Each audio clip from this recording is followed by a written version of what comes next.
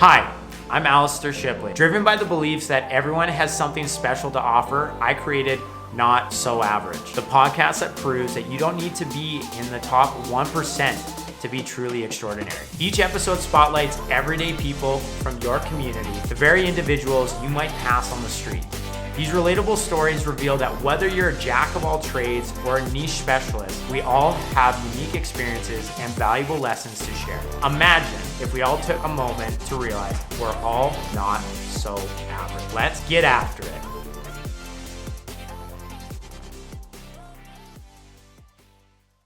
Welcome to another episode of Not So Average. This is your host, Alistair Shipley. What do you get when you mix fine cheese, fine wine, fierce boots, and a whole lot of charisma? You get Isaac Bignell, the unapologetically bold force behind Say Cheese Fromagerie, Calgary's most beloved cheese shop, and possibly its most charming local cult. Isaac isn't just slinging cheese, he's rewriting the script on what a local business can be. With wheel openings that feel like theater, a self-published cheese newspaper called the Daily Rind, and a community that treats his counter like a confessional. Say Cheese is more than a shop, it's a vibe, it's a voice, it's a movement. In this episode, we dive into the rich history of cheese, the craftsmanship behind the counter, and the passion it takes to turn a corner of Crossroads Market into one of the most magnetic spaces in the city. This one's for the flavor chasers, the community builders, and anyone who believes that business should be anything but boring. Let's get after it. Welcome, Isaac. Thank you. Hi. I like that. Flavor chasers. I had to kind of level up a bit when I went to the Say Cheese website, like the cheesemongers and all that stuff. Like your euphemisms, is that? There's some euphemisms on there. Yeah, you got a lot going on that site, and I recommend everybody check it out. I'm definitely going to put it in the show notes. So, diving right into it, let's start with the origin story of cheese, because this is your background. Who actually discovered it, and how far back does it go? Cheese. The story with the history is they think it's Bedouin merchants that were traveling across the desert, and they would use calves' stomachs to transport milk or water, and that's where rennet is derived, the coagulant of cheese. This is going to be a very technical episode, absolutely. But no, actually, that's where they think it comes from, and the hot milk would be coagulated under the sun with the rennet, and that's when they would drink their milk. It turned into curds and whey. That's actually the thought of where it originates from, cheesemaking. Okay. Maybe not merchants, maybe travelers, I don't know. That's incredible. They're thinking 7,000 or 8,000 years ago. Yeah. So, in your opinion, who are the greatest cheesemakers in the world today? Which regions are absolutely crushing it? We have, at home, we have Quebec. In the eastern townships, there are some of the best cheesemakers there. Amazing. I'll highlight them because that's incredible. Italy and France and Switzerland, yes, there are many departments and regions and provinces, but they've really got it dialed in. And it's hard. Spain, but my heart does lie in French and Italian cheesemaking. Okay. So, what differentiates the regions? Language. Amazing. Well, you know. It's true. True. And geographical. Yeah, depending on what side of the Alps you're on. Yeah. Did Hannibal, was he crossing into it or running away from it? Everything goes back to the Romans. I'm so glad I decided to make tequila a part of my episodes. This is going to make this real enjoyable. I'm loving this. But what is kind of like the key distinctions between kind of cheeses of, say, Italy versus, other regions, France, stuff like that? So, the Italians love their pecorino, sheep cheese. From the center to the south, it changes. From Tuscany down, it changes and it gets more and more rustic because they do a lot of ancient cheesemaking still in the south that you don't see elsewhere. And I say that, though, but I carry some stuff from the north thinking about it, too. Mm-hmm. So even in Italy, it's drastically different. Drastically, right? Because it's cheese is like wine. It comes from history. It's okay, what was the climate? What was neat about my village? What was part of my village? And that's kind of where these regional and singular village cheeses come from. So anywhere from the Alps are producing co-op more style cheeses that were meant to last a while because they had to last the winter because there's transhumance is a seasonal change of people and animals. So from the lower valleys in the winter where they'd winter and they'd move up to high pastures in the summer, which were snow covered. And these were the best pastures. We still have some of that today. It's getting rarer and rarer. But that's geography dictating cheese making, right? And you see that anywhere in the Alps or mountainous regions that cheese making occurs. But then if we look at something in the southern Apulia, on the heel of Italy compared to Normandy, well, it's sad and rainy Normandy. Beautiful place, great cows, because those cows make great butter and great cheese and great cream.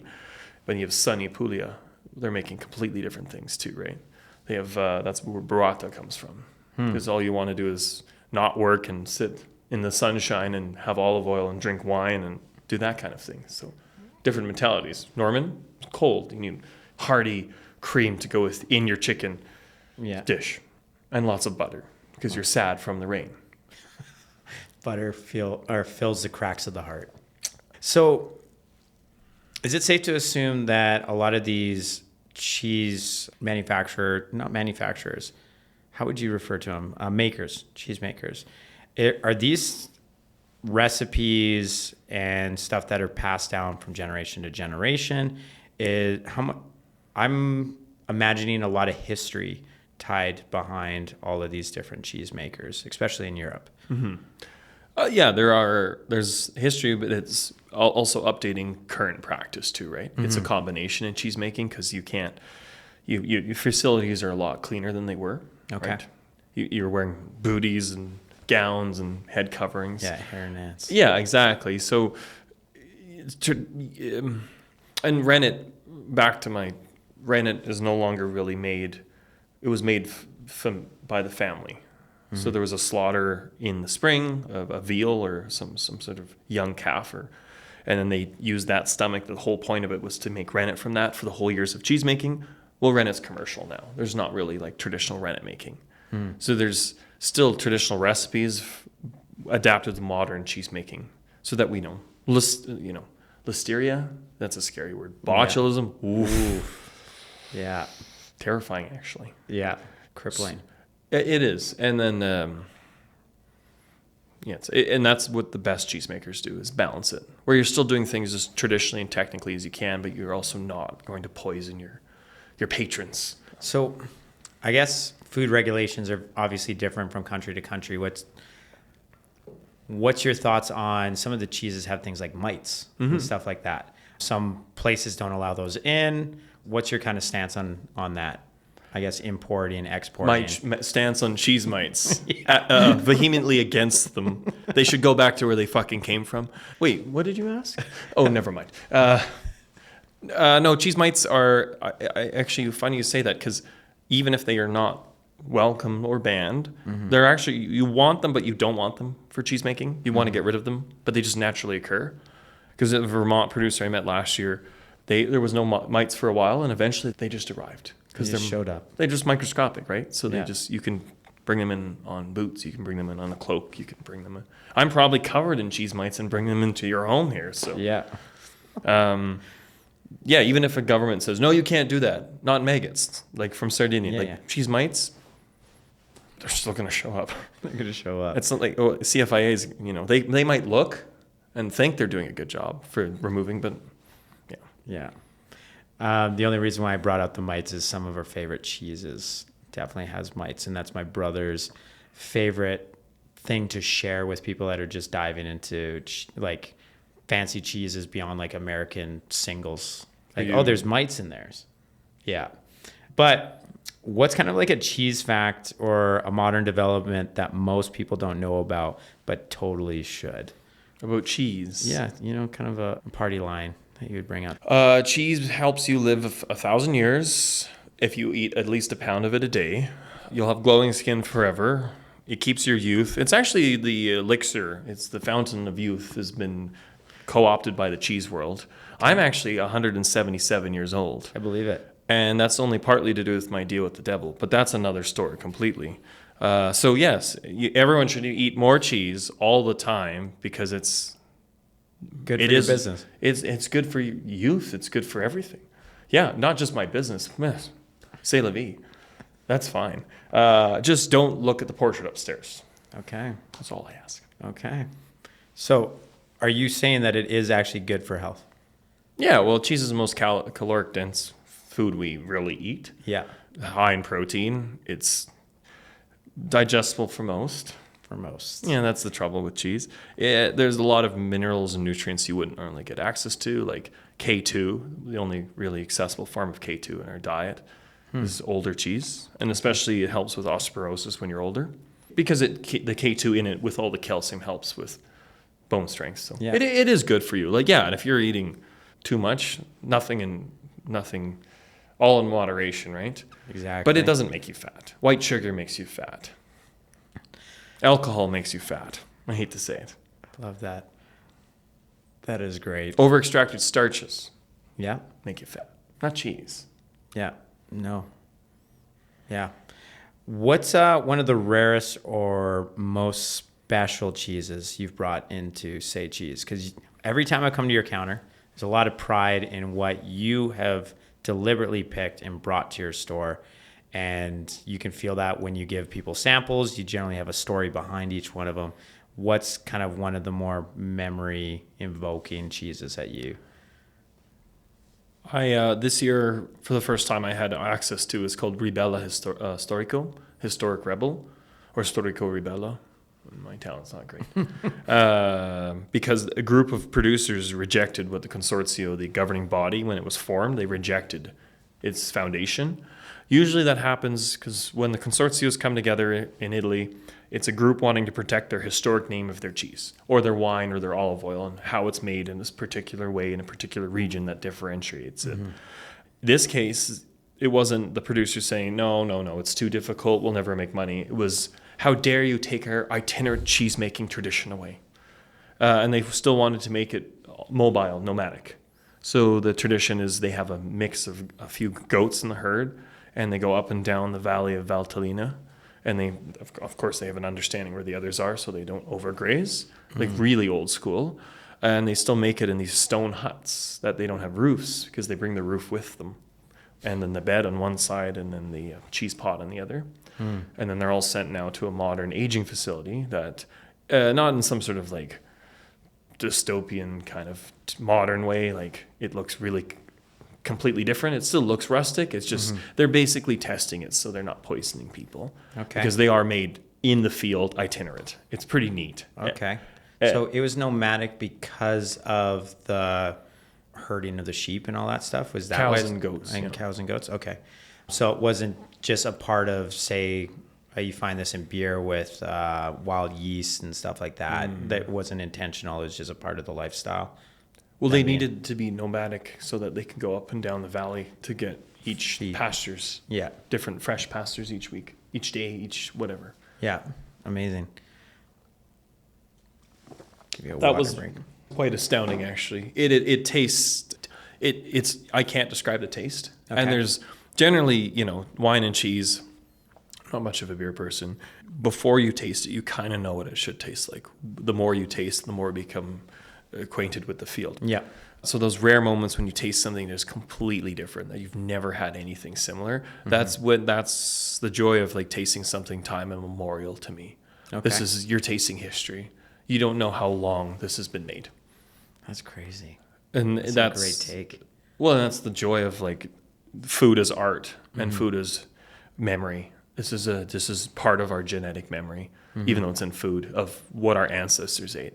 And it can bring you right back to it. It's the same as still having the ancient language, because sometimes there's a reason that language, all language exists for a reason, but when you can still learn their special word for it of whatever you're referring to, and then you can see it only in that specific region, and it really makes sense to you. So there must be a beautiful aspect of the business where you get to actually hear the stories, see firsthand where the cheeses are made, because you've done a lot of trips for your your what we call it, research for basically for business purposes.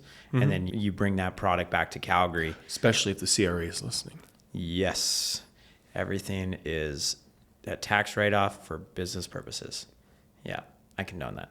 So where's your stance on, so my family has grown up with cheese. Cheese has been a fond part of every family tradition. So every major holiday, we finish off after dessert, there is a cheese spread afterwards.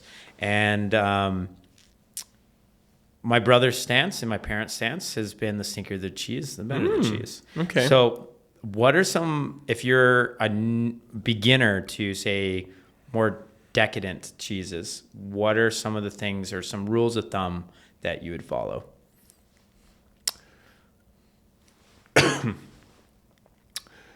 Okay, so rules for buying cheese, perhaps? Yeah. If you're going to treat yourself. It kind of goes with anything, though, in food or anything in life, I think. It's go meet your expert. If you have the opportunity, if you live somewhere if you live in a small part in Europe, you have a cheese shop. In North America, if you live in a big enough city, you'll maybe have a few in the city. Just meet the experts, because then we develop relationships with people. So it's always quite entertaining for new people, because I might have a regular or two around, and then someone else is new, and I'm serving a few at a time, because we're just having more of a conversation and a visit, and I'm handing something out, and then they're like, why isn't that person getting it? I'm like, oh, they won't like it. I just know that. Because I know their taste. Like, that's the whole point. So it's the same as a wine merchant, especially fashion, when you walk in and like, oh, I like that. They're like, it just won't fit you. It's like, God damn it. But it's also, how do you know that? Because of the relationship. And that's, I think, the best place to start. Because even if you're starting with, like, I grew up in American slices of cheddar, cheese. The plastic wrapping? Yeah. It's I started growing up with, so yeah. And grilled cheese, and that's where you've gotten. Great. I'm still there to, like, meet you where you're at. A good cheesemonger will. I'm already judgmental in every part of my life, so I try not to be in business. Also, your flies down is terrible. Oh, thank God it wasn't. Yeah, at this point, it's an OnlyFans channel just ready to make its awakening. Yeah. So, anyways, and that's, it's just a go, and if you find it fascinating, they'll walk you through it and they'll train you, because you might, something really intense will scare you, or it might not. It's up to your taste. So that's why it's just become friends, basically, with acquainted with your expert. Yeah, it's same as your butcher, same as anything. Yeah. And I mean, I'm biased because I live in that world, but I also try and also personally live in that world too. So I have a butcher and multiple wine merchants. Yeah. I hate to say it. Well, I think it makes sense, because in most facets of our life, we would find somebody like, say, a doctor to help diagnose your particular, I guess, situation. You would want somebody that kind of dials in for your flavors, for your taste buds, for your expectations of what meal this is supposed to meet. And I guess the level of professionalism that comes with your cheese store is strictly that. I think you asked me what's the occasion, and then I kind of told you, like, hey, Thanksgiving, post dessert, this is the spread we want to do. And then you were giving out little slivers of this and that, and what do you think of this? What do you think of that? And so I like that. What does the future of cheese in Canada look like? So how do Canadian dairy farmers and distributors shape that kind of direction? So you obviously mentioned Quebec being a very good cheese region, especially for Canada. So what's your thoughts on that? I mean, with Quebec becoming more internationally recognized, I assume we'll be competing more internationally and showcasing Canadian excellence. And right now, you'll see in other shops around the world, kind of just cheddar, Canadian cheddars. That's what we're known for, a legacy of the British. Okay. But from some of the producers I work with are really like matching some of the other best cheesemakers in the world, which is quite exciting, in my opinion. So, yeah, I think we have great opportunity. Yeah. We have the infrastructure for it. We already have a dairy infrastructure, but the dairy board is great in some elements and terrible in others because it promotes mediocrity, but it also supports Canadian farmers, so it's a hard balance. I want to try not to be too critical of them. Yeah. I'm going to try and shake them down for money now with my tabloid. I think it's time. So it's time. So what trends or shifts do you see in how people are consuming or even just appreciating cheese right now? Well, the specialty counter, as what Western Canadian Grocer tells me, it's an industry magazine that I don't know why it exists, but it does. I find it interesting, but they are saying over the last 12 quarters or whatever that specialty cheese is growing across the board because consumers are more interested in higher end products right now. Okay. Think of a grocery store 20 years ago and think of it now, right?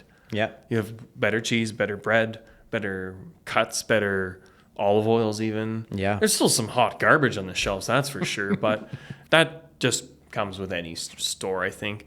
And there's, consumers now want whole foods again. Yeah. We've realized, whoa, wait, what are we putting in our food, or what are we taking out of our food? Or what are we taking out of our food to put back into our food? Like Canadian wheat. Enriched wheat is nonsense. It's sad. And it's nothing of the farmer. It's just how we regulate our laws here. And it's when Europeans have to adulter their wheat to get it into our market to sell, not good. No. Not good. So now the consumer wants better products, whole foods again. It's nice to see because then really there's a cycle that occurs in cheese and foods, but if you make a better product, it's generally better tasting. It's generally better for the environment. It generally becomes better, and it's a cycle that self-feeds. That's amazing. And it's healthier for you. So you get more value out of it because it's better in all these things. The value increases. And the value increases, you can do all these things, and the value increases again. It's great because with proper land management, I know you're an advocate, you claim that the climate hoax going on, but a lot of us do believe that the environment's changing one way or the other. And proper land management for cattle is amazing for that. Poor land management for cattle is really bad. The husbandry of the land's really important. Yes, it is, because then if you have proper microbiomes inside of your earth, that the methane cycle works really well when it's natural. Rotating crops, everything like that too. Well, but we don't want to rotate crops in what we do for pastoralism. Yeah. You want a single field that's unadulterated because the roots get taller and taller and taller, right? And that's the carbon sink. That's where you have the methane cycle, the microbes that consume it doing its work, and you have a series of different grass species and flowers and herbs. When you have the monoculture... We don't want monoculture. No. What apart from, The Simpsons, monorail. That's different. Yes. We want that, but we don't want... Even that was a hoax, the mass transit. Have you seen the episode? I have not. I wasn't a Simpsons kid, but you do notice in areas, say... Vancouver mainland area, so around Surrey and all these other areas that the blueberry farms and stuff like that, they're the single type of plant is basically taking all the minerals and then they're deficient in so many areas versus cycling out crops. So FYI, he is very sarcastic. I do believe in global warming and all that kind of stuff. So, I don't think they call it global warming anymore. Maybe it's not. It's climate change. So because it can get colder or warmer. Yeah, keep up. Both. Come on. I got to stay on top of it. But give me the computer. I'm taking over this interview. To interview me would be pretty funny. But in terms of in my past,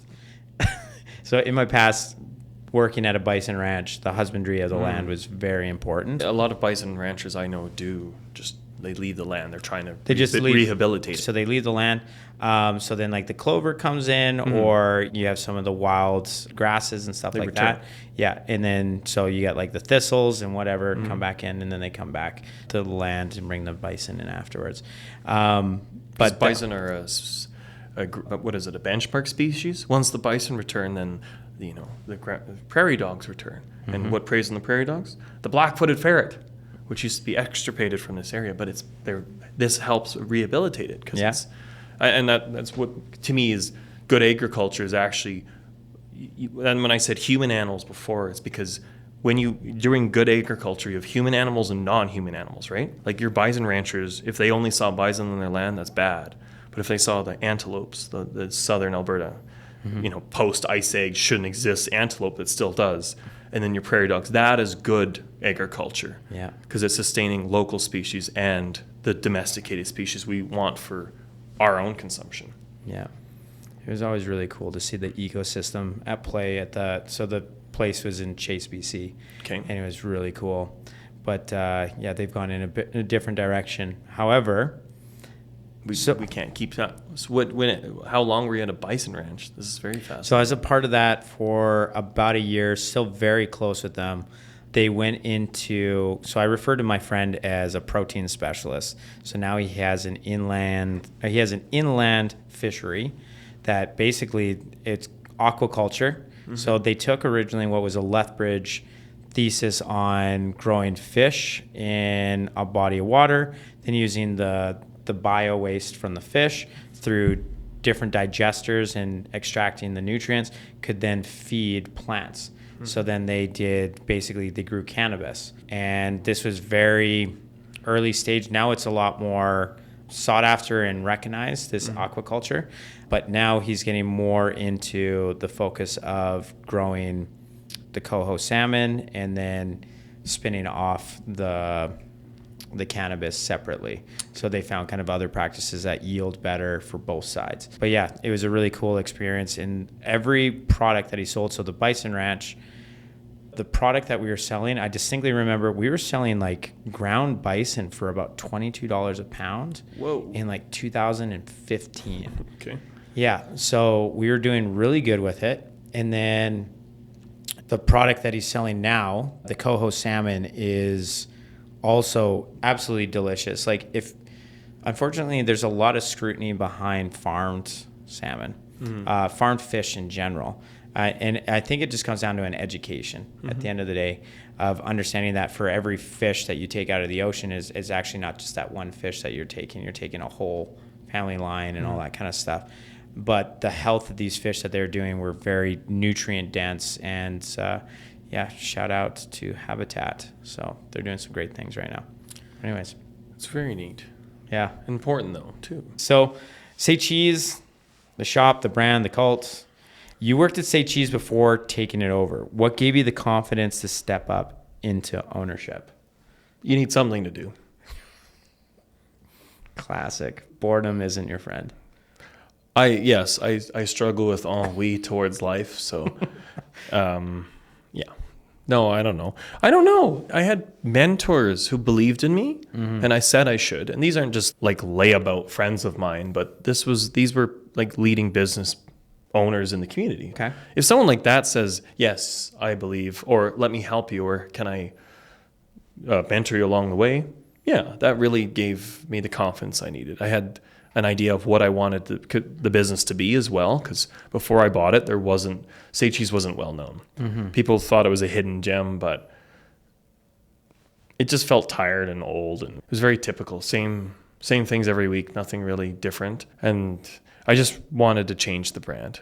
I thought we had a lot of potential for fun, for events, for even the wholesale side, and look, it has come true. So I thank all of the support I've had for that, and I want to keep providing good service and keep going.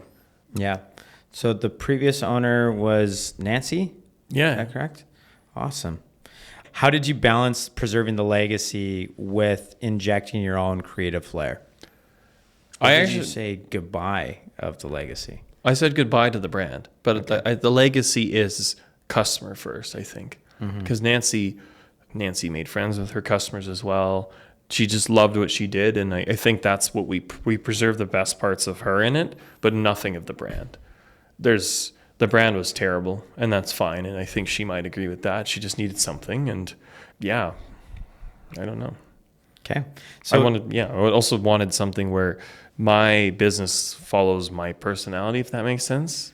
Because then makes it easy for me. Because then whatever weird nonsense and garbage I want to do is what we do, and I like that. I hope people watch this versus listen to it, because then that makes sense. Because you you have your own flavor in everything that you do, from the way that you dress to the events that you host to your daily or your rind. Daily Rind. The Daily Rind. Isaac Bignell, Daily Rind, thanks for having me on the show. Opportunities like this don't come through the door every day, but today they sure have. As I said, like everything that you do, you kind of put your own little spin on it, which is awesome. So actually with that, I want to ask you the question. You're unapologetically yourself, and it shows. Where does or this is all a persona? Maybe. Where does all this confidence come from? Oh, Alistair. Line. I'm joking. I don't know. I just wanted to, I like this notion of just not feeling like it's work. Mm-hmm. Of course it still feels like work some days, but a lot of times it's way more fun to, when I host my dinner series, I wanted everyone to feel like they're at my house having dinner. So of course I'm going to like harass you and be campy and terrible and say inappropriate jokes because that's who I am. So that's what comes through at the dinners, I hope. You've been to 2 of them or 3? 2 of them, yep. Okay. Yep. Yeah. It's been a privilege. It's been something. Yeah. I think everyone has their wacky uncle, so that's what I'm trying to go for. Amazing. I think there's something to be said about authenticity is easier than having to put on, say, a false persona. Like it's just easier to show up as yourself. It's less exhausting. You don't have to do the connecting of the dots of how you were with some person, and then you blend friend groups, and you're like, well, this is how I am with you. This is how I am with you, and they're quite different. It's very difficult to manage versus if you consistently show up as yourself. I think you just answered your own question. Yeah. Well, that's personally something that I try and embody. So at work, at the gym, with my social groups, with my friends, with my family, I try and be the same person all the time. Some will get a little more unfiltered, obviously, but genuine curiosity, interest, humor. I poke fun at myself and I poke fun at others all the time, and those are generally the friends that stick around, our family that stick around. So, yeah, I think the authenticity is something that I've really focused on this last year. Somebody made a statement that we are in an attention economy right now. I've really clung to that. So everything's fighting for your attention. You got social media, you got ads, you name it. Everything's trying to draw in your attention. That's why everybody says that they have ADHD. The next stage, especially with AI, is going to be a focus, and this is my belief, on authenticity. What is real? What is genuine? Because now everybody's seeing these deep fakes. They've seen all these AI videos that look real, but they've also had people responding with AI as their own opinions, but when they show up in person, is that the same person? I've heard about this, where people use this. I heard it in the concept of a dating app, but they put their retort, their clever retort through ChatGPT for filtering. It's what the fuck? Yeah.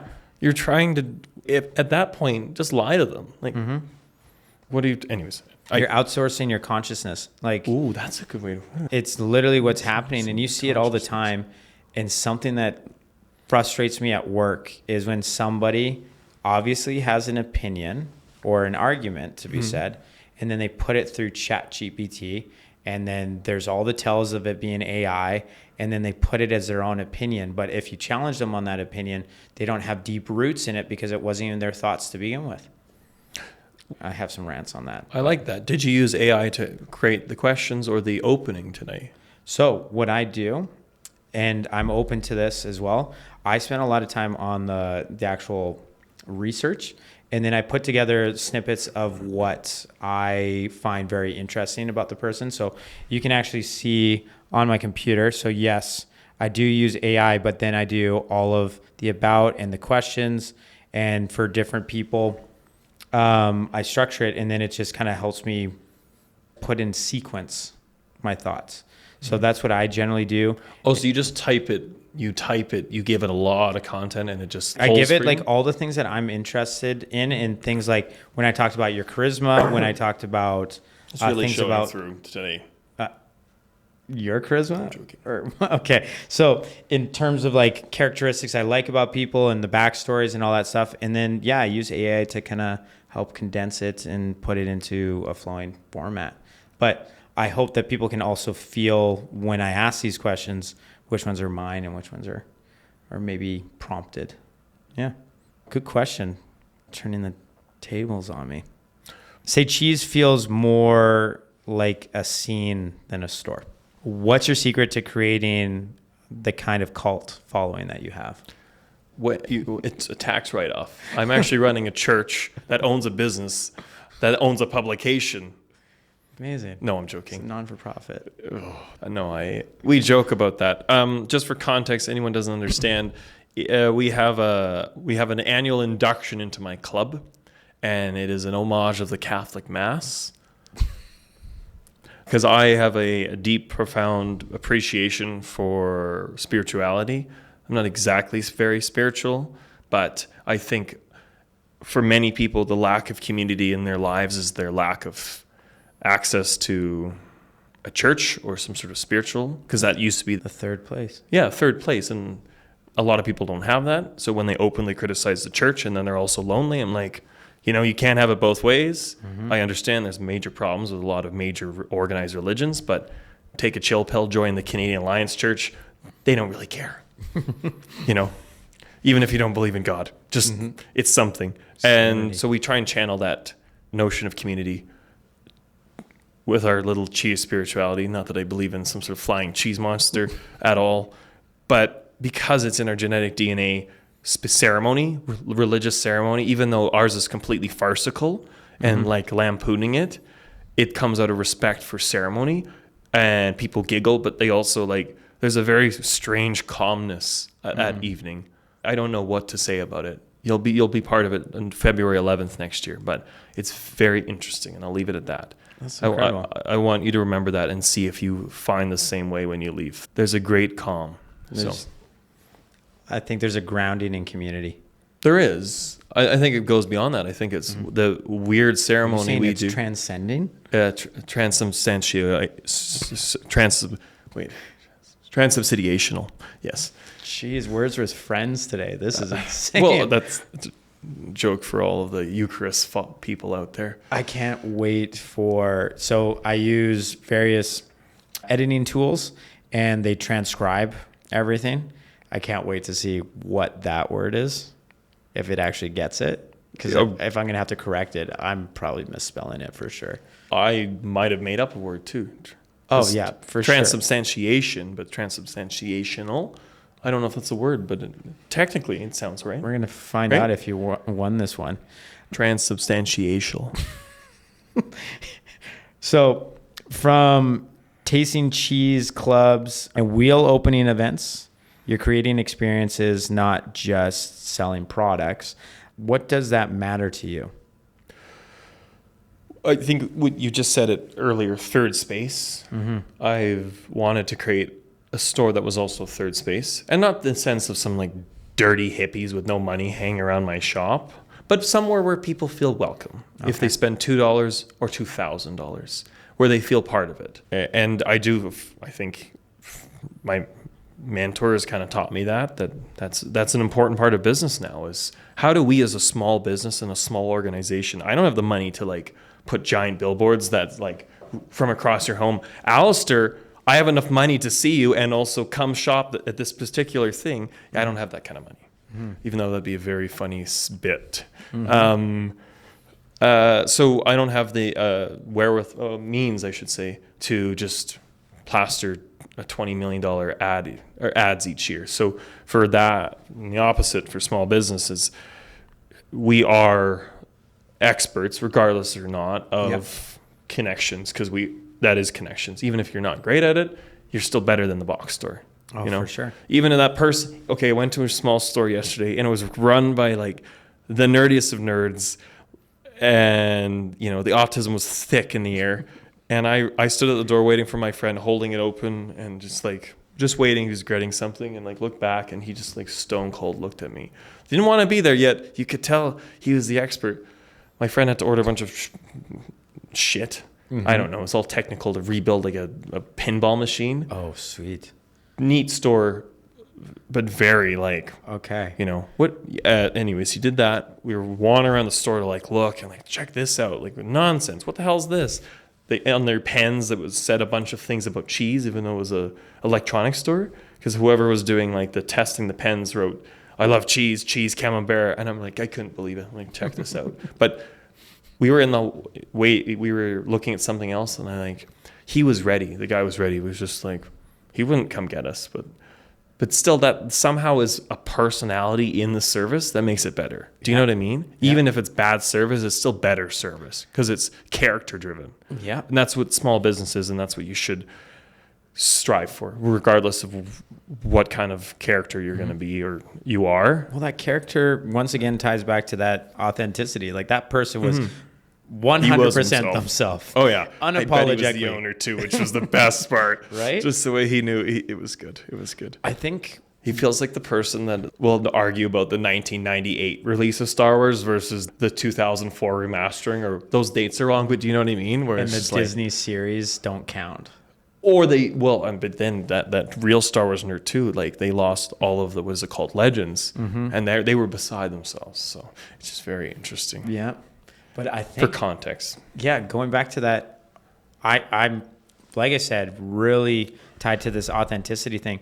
I think now people are almost more drawn to quirkiness than they've ever been because they're just, there's something magnetic about it. It's just, you're not putting on a show. Everything is I'm for putting show. on a show. Yeah. Well, there's a lot of things are very performative, but like you still have, when you're at your shop, you're still the same.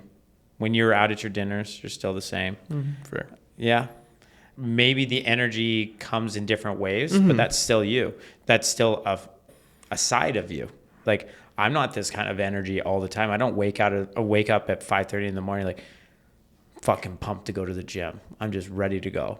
No, there's a side of me, but it's still me.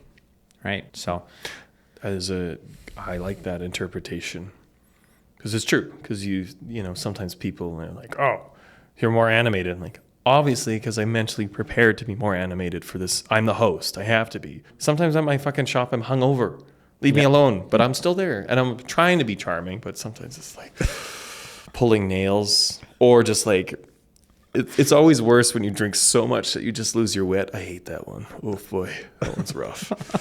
That is a part of your characteristic is your wit. Your banter is pretty up there. I just practice.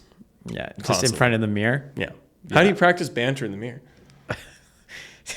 That'd be like the worst game of ping pong. Like when you put the wall up and you're just freaking rallying against yourself. That'd be terrible. My own social rival. Yes, that is correct. I never win.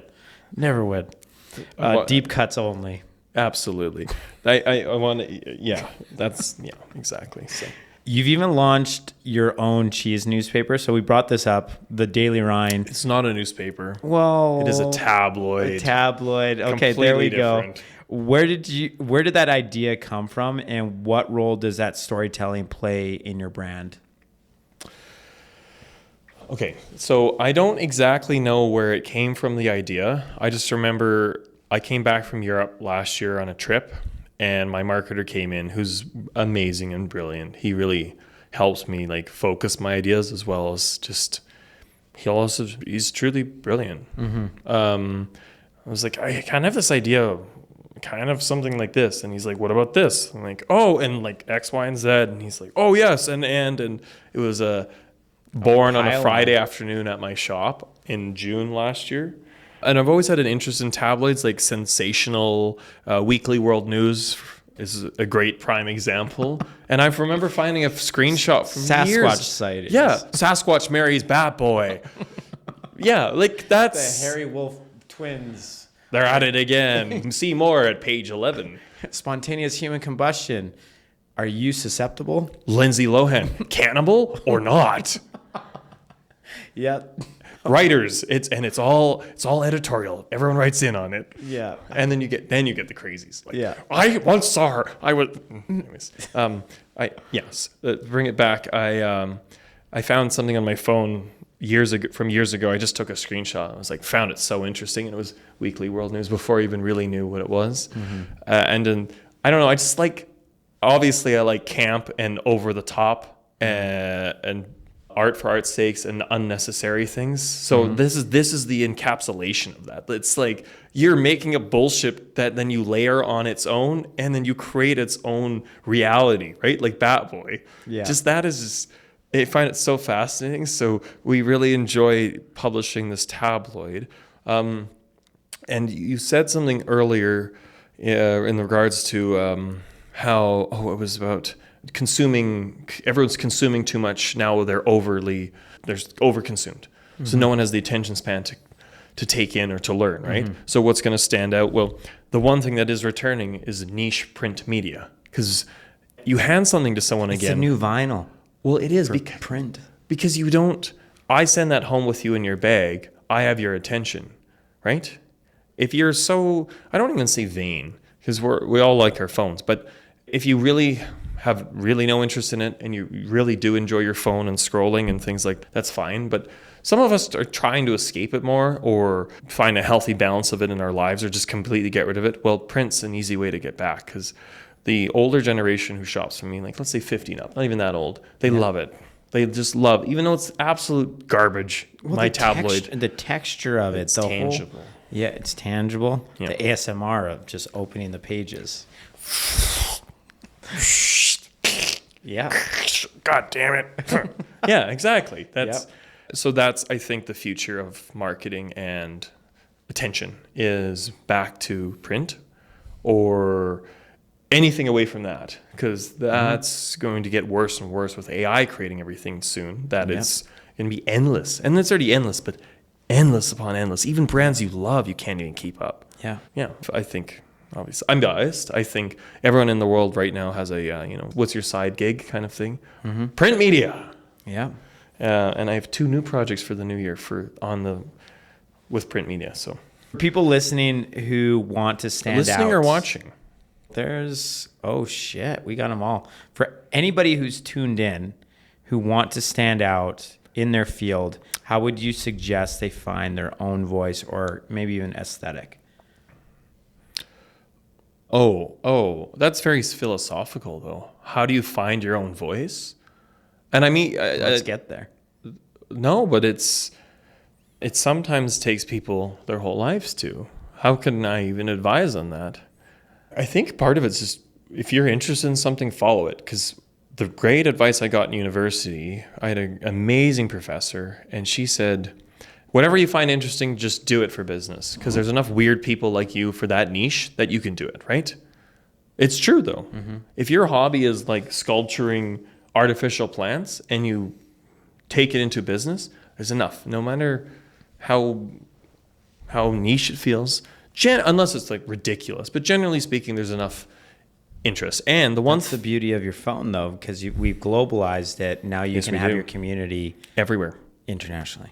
Exactly. And you might be the weirdest plant sculptor in your community, but there's somebody else in another community that's willing to help you out or help you out. Or even the one thing on the other side is, one of my interests is cheese. But guess what? Some people don't like cheese. But what they do like is passion is infectious, right? And that's really where a small business can get ahead. You might have no interest in it or some interest, but I can make you interested. And that's passion being infectious. That's also a big thing too. And then there's patrons in the world that just like to support you because they see you care about what you do. And I've got many of those in my life, just want to support. A friend of mine, he owns a furniture shop, and I'll just check in on him and see how he's doing. It was a rough year with, everyone's favorite for Mr. 47 shipping from around the world. And it was fucked up for a long time. And now he feels better about it. But every time I just leave, he says, if you need anything, Isaac, just let me know how I can help. And I have a lot of those in my life. And I don't know if it's just from me being passionate or a young entrepreneur, but I've had the real privilege of collecting these individuals. So that's also helped too. And I think that's when you ask how can finding their own voice is just, if you're authentic and show your real passion, people just tend to want to support you. Unless it's like Lindsay Lohan eating people. She can do that on her private island. I mean, that tabloid sold. Yeah, I bet it did. The Mayan calendar, it's all connected as well. Yeah. I didn't bring my red strings, but let me tell you. Did you sweep this room for The Rockefellers. mics? Shh, they're listening. Did you sweep it for mics? So you once said, I don't like mediocrity. It's too boring. How does that mindset shape the way you run your business? I wonder where you got that one from. It's true, though. Well, it just shows like you don't care about what you do. And and don't get me wrong, like if I worked at Walmart, I'd hate what I do too. But I find there's always room for someone everywhere to do something fulfilling. Mm-hmm. I don't know. I think that doesn't the statement answer itself? That's for you to, reverso and send it back to you for you to answer. I don't even know what you're asking me. Would you reiterate the question and use it in a sentence, please? Okay. So basically you had made a comment around the lines of, I don't like mediocrity. It's too boring. It's too boring. My question is, how does that correlate to how you operate your business? But I don't know. We just don't strive for mediocrity? How's that? I think it ties into... I can't read the teleprompter from here. I'm sorry. Yeah, no, that's fair. I think how you've even just spoken about like your tabloid, your pseudo cult, your dinner series, all these sort of things. It's your words for pseudo cult, not mine. Club. As a B, not a T. Okay. So in terms of how you basically elevated your brand recognition with Say Cheese and all that kind of stuff, you've had all these creative outlets, and you didn't just sit with it being, a cheese window at a farmer's market that's only open on the weekends. You kind of went beyond that. So I think it's just obvious for the people that have had the opportunity to engage with you. So did you just answer my question for me? I'm here to help everybody shine. Fantastic. So Alistair will take over the interview from this point on. There we go. So like Kosovo, I'm here morally, but not to vote. That's a UN joke for you. Jesus Christ. So you're deeply involved in Crossroads Market and Inglewood BIA. Why is community leadership such a part of your life? I think everyone has a place in society. We're all part of it, like it or not. Yeah. So finding what you want to do in it is very important. And for myself, as much as I disregard rules and just do whatever I want most times, I have this, I find governance very fascinating. Okay. And like bylaws very interesting because it's black or white from there. You know what I mean? Mm-hmm. So I just find that interesting. And so for board work for me, I think it's a great way to give back, and I can stomach those meetings. Some people can't. They really can't. I just try and make light of them, right? Because Robert's Rules of Order is archaic. So you get, things. You're the second guest in a row that's brought that one up. It's the foundation of our society. Yeah. It's parliamentarianism at its best and its worst.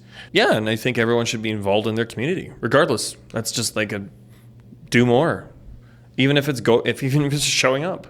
You don't even have to be part of the organization. Just be part of your community more. Your life is better. You were mentioning off mic before we started the show that our interactions were very cold before. I don't know what you're talking about. You just said sit down and shut up until I say talk. Dance. Yeah. So before this, you were kind of mentioning that people aren't as involved with volunteer work and stuff like that anymore. Why do you think that is? I don't know. I think there's less obligation to do it, which is a shame. Like sometimes you just help someone out of obligation. There's nothing wrong with that. I don't know. I don't know if I don't know if I have a good, we do know there's less volunteerism. I don't have an answer though. I don't know why there is. Because people care. It's not like people don't care. Yeah. You know what I mean? That's a question for your viewers. Yeah. I have some theories on it. I don't know. It's like bro science and stuff, but there's a lot of studies that say that this is the most lonely population in history. Like, we have a lot of access to others. We have a lot of insight into other people's lives, but we're the loneliest population. Well, at least in terms of North America, that I believe this study was in North America. And I think right now people just don't have as much maybe want to get out. I don't know. I'm going to cut this part out, but there's a train of thought. There was somebody that I really idolized their podcast. They were talking about basically it's a very lonely population right now. And I just think people have kind of just dug themselves a hole and they don't know how to get out. I think volunteer work, especially around the Christmas holidays, is a great way to, Are we just rejecting all of your Jewish viewers, only mentioning Christmas? Okay. Oh my gosh. Christmaka is also one of my favorite holidays. L'chaim. But around the holiday season, you generally see a spike in volunteer work. I personally make it like, I don't just volunteer during Christmas, but I've had a few Christmas holidays where it's been a little, I guess, lower than normal. And I made a conscious effort to go and help Operation Christmas Child. There was Secret Santa was another one. Senior Secret Santa was another one. And just like giving back, I was riding that high for so long. And I think people just need to kind of get out and do it. I don't know where I'm going with this, but we know that giving a gift is it's better for you than receiving a gift. Yeah. And volunteering is giving. Yeah. And so it makes sense, right? Yeah. That's a great way to put a bow on that. Or a dreidel. Gosh, so anti-Semitic. Bows are found for all holidays, from birthdays to bar mitzvahs. They use bows? Yeah. They put bows on gifts. I thought they like to remove things in that religion. Oh my gosh. I guess I don't have an age rating on my podcast, so we can get away with anything. So what do you think the most... I would like this to be PG-13. You're going to have to do a lot of cuts. Beep. What do you think most people misunderstand about building real relationships with customers and neighbors? Oh. I don't like how it's worded. Okay. No. That's just me. That's not a... Fair. What do you think most people could learn? That you're just changing a single word, my friend. No, I just mean I don't think I have anything to teach on that. How I meant, because everyone, like I said before, even the crotchety man at the front or the overjoyous person, everyone does it their own way, which is the right way usually. Do you know what I mean? Because they still have an audience. Okay. Because there is that joy of the curmudgeon. But in a way, if you see someone consistently over years, you develop an affection for them. It might be very thin, but there still is some sort of care. I always think you're doing something right if you know if someone died, because that's part of their community, right? Especially now with less and less community. Yeah. Who's to know if you die? Who's to know if you died tomorrow? Wow. That's not the coroner's coming to find you. Is it your neighbors find you smelled in 3 weeks? Or is it your local coffee shop? Who would be your people? But legitimately, like, who would... Scott! Sorry. You're not a part of... Or they're a part of your daily or weekly routine, and they would recognize that you're not there. And it could even be someone you don't like, or... Yeah. I have customers I don't really enjoy, but they're there. Would notice right away. First day. Yeah. that I missed. They'd so be like, if you died Friday night, your employer would know Saturday. Oh, actually, probably by Sunday, yeah. Okay. Yeah. Okay. But I will say that I do have a solid group of friends that would probably realize it within, a couple of days. Like, the person that you mentioned that we're going to bleep out, if I didn't respond probably within 24 hours, there would be a follow-up text. Yeah, and then there would be a wellness check for sure. Yeah. I know you're in there, asshole. Yeah. I had somebody on here, Daniel Selesco, and he talked about kind of his community and his 100. So somebody said, like, who are your 100 people? Or no, your 10. Who are your 10 people? Naming 100 is a lot. But he went on to write a list of 100 people that he's very close with. And that's why he's such a He has a lot of social events that he hosts every single year because it's really hard to bring people together. And, if you were to do one meetup with one person every single day, it would take 100 days. But obviously with scheduling and stuff like that, it's spread out over years. So he does a big annual meetup where everybody's looking forward to it. Fun. And I think that's something that you've done a great job with your dinners. It's a great way to kind of bring a lot of fantastic people together.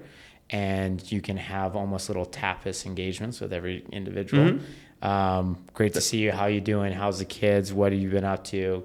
That's how all my friendships are based off surface level as well. So it's actually perfect for me. It really is. But I think bringing these social events together and mixing friend groups and all that stuff is beautiful to witness. I personally like doing that round stampede every single year. I'm fortunate to have high school friends that are separate from my university friends, that are separate from my business friends, separate from my dance friends, my jiu-jitsu friends, gym friends, and I just smash them all together. And generally the party goes way past my city permits. That sounds about right too. Yeah. And what a polite way to brag about all of your achievements. You have a diploma in high school and a university degree and jiu-jitsu. That's a lot. I appreciate that. That's a interesting way of saying that I just flexed. But well, the amount he talked about the gym, apparently we'd see if he flexed. Got me. Okay. What's a moment from your shop, maybe a customer story or tasting that reminded you of why you do what you do? That is a great question. I had a friend, so I got, I guess it doesn't matter. So Metro Vino is an amazing wine shop. And before I even really worked with them, I would send people their way because I knew they'd have the wines that I wanted to have my customers pair with the cheese. And then I remembered in January, the year after, I finally went in and just wanted to go introduce myself after Christmas and buy some cool things and talk to them. And immediately the owner was like, "Oh, I know who you are. I was at your shop. You were talking about X, Y, and Z, and you're talking about the proper pairing between this cheese and this wine." And he's like, "A lot of cheese shops don't do that," which I think they do. I just actually myself and the other good ones do, but that's about it in town. They're great. They know who they are. And so we've developed this relationship between myself and my shop and their shop and the owner and the owners. And I love Metro Vino. And I was having a particularly bad day. I think it was that year, 3 or 4 months later. Just terrible people. Like the epitome of penny dreadfuls. You got any marble cheddar? Yeah, I do. Oh, I don't know. You know what I mean? Was there a hangover involved? No, it wasn't even that. Just that kind of I don't know. That's my epitome of the worst kind of customer. Okay. I always joke at my store, we have two types of, customers. We have from one side of the hill, "I was once considered a fine beauty." And from the other side, "I was once considered a fine beauty." I'm sure you were, babe. Anyways, just too many of them. Just demeaning and have no idea what the fuck they want, yet they also seem entitled and opinionated and just the worst kind of customers. Back to back to back. And I was drawn out and oh, this is exhausting, awful. Why do I do this? And then a young member of their crew came, delighted to see him, gave him a piece of cheese, and he just held it so carefully and tasted it so beautifully. And you could see the wonder and thrill of the cheese in his eyes and how he took it in. And it just made me, it was oh my God, I could have cried. I almost did, I think. I needed that moment. And that is something that'll always stay with me because, yeah, of course, you can have a terrible customer. You can have 3, you can have 20, whatever. You just have to remember why you do it. And it's for the people who share a passion with me, who share a vocation and love food. So maybe an opportunity to plug, who's been your support system through all of this? Through building the brand, building Say Cheese? My mentor, Megan Zanecki. We're rebranding it as Zanecki. She just doesn't know it yet? Oh, I think she knows. I call her Zanecki now. So it sounds like a Greek name, right? Yeah. And she's quarter Japanese, so it's very the opposite. And Megan's been a very good friend and a mentor for a long time. She owns an SP Experience. Okay. In Inglewood? Yeah, she's amazing. Yeah, I got to go in there sometime. You'll spend $2,000, but you'll love it. I'll wait. I'll wait till after the Christmas holidays. No, you need your Christmas outfits for all of the lavish galas and parties you attend. Oh, yeah, for February 11th. Well, and I'm not releasing the theme until later, too. Okay. Because they're theme parties. But so, Megan. Yeah, and just, other entrepreneurs who understand. Sometimes it's kindred spirits, right? Sometimes things go wrong that only someone who's dealt with it or lived through it as well can understand, and they can really understand. Because there's, it's the difference between sympathy and empathy. So, very loyal customers. I've had like patrons. Well, truly. And one of them earlier this year wanted to do something ridiculous, and I didn't, because I'm like, it's $900 for a bit. I don't know. A part of me really wants to do it, but I'm trying to be fiscally conservative this year. Yeah. That's what I told myself, and it's worked. And he's like, oh, you should have just called me. I would have helped. I'm like, we didn't need to do it. I would have felt like wasting your money, but also you didn't care. Yeah. You wanted to see the ridiculousness of it. It was for a 1-900 sex cheese line. Oh my gosh. It would have been damn good. Yeah. Well, you have 1-900. What's the other one? 1-900. Cheese Me? Yeah, Cheese Me. Oh yeah, you really did. Yeah, you really did do your research.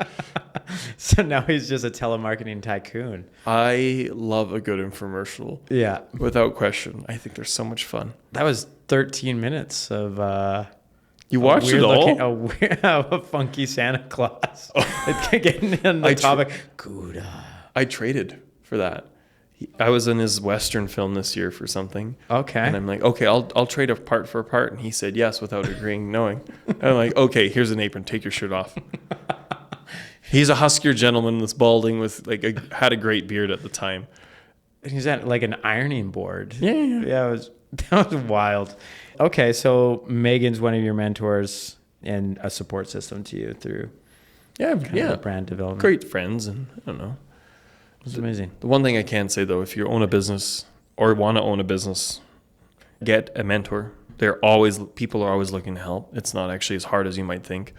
And find patrons, 2 or 3. Just sometimes you just need to keep the lights on. And if you can, I haven't had to do it, but if I had to call one of my patrons and be like, hey, you get 20% off, but I need $8,000 now, so you get 10,000 in credit, he would go, oh, fine. But you need that, right? Yeah, you do. You definitely do. And that's my business. Some business would be like 80 to 100 grand, 800 to 10 a million, or some 800 to 1,000, right? It's regardless, whatever, you find someone like that who believes in you and is there along the ride. Final question for you.